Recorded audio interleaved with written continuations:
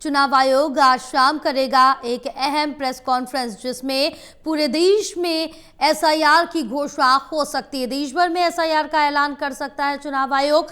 10 से 15 राज्यों में पहले चरण में चलेगा अभियान। बड़ी जानकारी आप तक पहुंचा रहे, जहां बताते चले कि चुनाव आयोग आज शाम प्रेस कॉन्फ्रेंस करेगा। एक अहम प्रेस कॉन्फ्रेंस होगी, जिसमें यह ऐलान किया जा सकता है। एसआईआर को लेकर घोषणा हो सकती है और देश भर में एसआईआर का ऐलान कर सकता है चुनाव आयोग। 10 से 15 राज्यों में पहले चरण में अभियान चलेगा।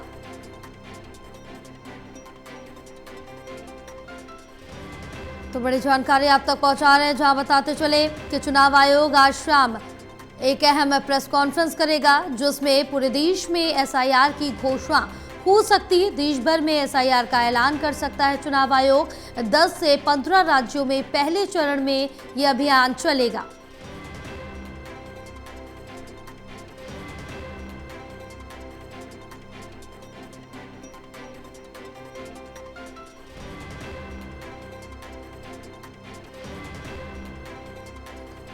हमारे साथ एसोसिएट एडिटर प्रदीप कुमार जुड़े और जानकारी लेंगे। प्रदीप, क्या कुछ अपडेट मिल पा रही, जहां आज चुनाव आयोग प्रेस कॉन्फ्रेंस करेगा और काफी महत्वपूर्ण ये प्रेस कॉन्फ्रेंस बताई जा रही है, क्योंकि एसआईआर को लेकर बड़ी घोषणा हो सकती है। देखिए, एक बड़ा ऐलान आज चुनाव आयोग की ओर से किया जा सकता है, जिसमें देशव्यापी एसआईआर का ऐलान किया जा सकता है। ये संभव है क्योंकि 2 दिवसीय जो कार्यशाला बुलाई गई थी चुनाव आयोग की ओर से, उसके बाद ये जो प्रेस कॉन्फ्रेंस बुलाई गई है दिल्ली के विज्ञान भवन में 4:15 बजे, और मुख्य चुनाव आयुक्त भी मौजूद रहेंगे। तमाम सवालों के जवाब भी चुनाव आयोग की ओर से दिए जाएंगे जो एसआईआर को लेकर उठे, और बिहार में जिस तरीके से एसआईआर को लेकर विरोध प्रदर्शन और वोट चोरी के आरोप लगाए गए, उसके बाद चुनाव आयोग ने जब चुनाव का ऐलान किया था तब प्रेस कॉन्फ्रेंस में इन आरोपों के जवाब दिए थे, लेकिन विपक्ष इससे संतुष्ट नहीं है और कहीं ना कहीं बड़े सवाल उठाए गए थे। लेकिन अब देशव्यापी एसआईआर यानी गहन पुनर्निरीक्षण मतदाता सूची, उसका किया जाना है, और इसको लेकर जो चिन्हित किए गए राज्य हैं 10 से 15 राज्यों में पहले चरण में यहाँ पर एसआईआर किया जाएगा। चुनाव आयोग इसकी जानकारी देगा, डिटेल्स देगा, और जो जानकारी मिल रही है इसमें विधानसभा और इसी के साथ लोकसभा चुनाव की तैयारियों को लेकर भी यहाँ पर इशारा मिलेगा। प्रेस कॉन्फ्रेंस में ये भी जानकारी मिल रही है कि पूरी प्रक्रिया की जानकारी साझा की जाएगी। इससे पहले इसमें पहले चरण के जो राज्य हैं उनकी जानकारी साझा की जाएगी। बिहार में चुनाव के बीच चुनाव आयोग की जो एक घोषणा है, एक बड़ी महत्वपूर्ण घोषणा मानी जा रही है।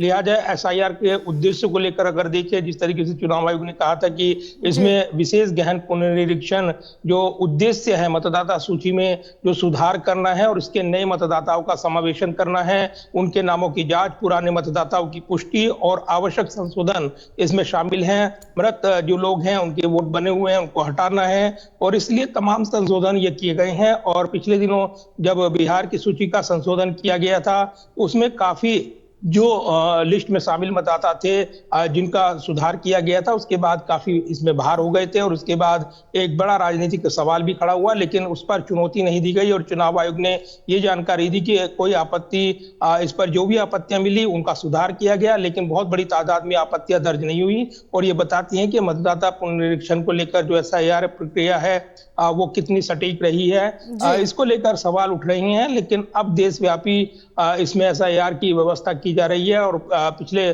2 दिवस से जब राज्यों के जो चुनाव आयुक्तों को बुलाया गया, अधिकारियों को बुलाया गया, उनको ब्रीफ किया गया है चुनाव आयोग की ओर से, तो आज ये काफी तस्वीर साफ हो जाएगी कि ये राज्य कौन से होंगे। 10 से 15 राज्य जो शामिल किए जा रहे हैं पहले चरण में, ये जानकारी मिल रही है कि इसमें 2026 में जो विधानसभा चुनाव होने वाले हैं, उन राज्यों में जिसमें तमिलनाडु, पश्चिम बंगाल, केरल, असम और पुडुचेरी शामिल हैं, एसआईआर में मतदाता सूची की संपूर्ण समीक्षा इसमें की जाएगी और आवश्यक संशोधन किए जाएंगे। तो एक महत्वपूर्ण कदम होगा ये एसआईआर को लेकर यहाँ पर चुनाव आयोग का, और निश्चित तौर पर एक सही मतदाता सूची सामने आए, इसको लेकर ये प्रयास किए जा रहे हैं। चुनाव आयोग का ये दावा है। बिल्कुल प्रदीप, तमाम जानकारी साझा करने के लिए बहुत शुक्रिया आपका।